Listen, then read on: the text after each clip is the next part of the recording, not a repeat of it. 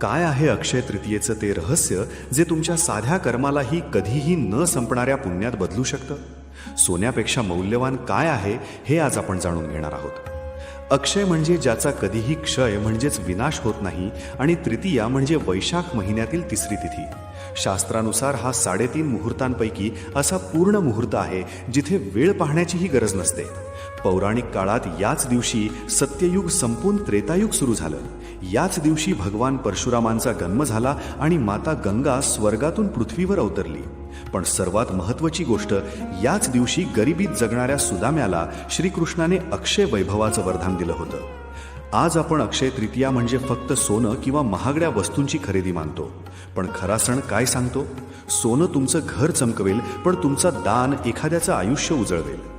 या दिवशी पाण्याने भरलेला माठ दान करणं, वृक्षारोपण करणं किंवा भुकेलेला अन्न देणं हेच खरं अक्षय धन आहे.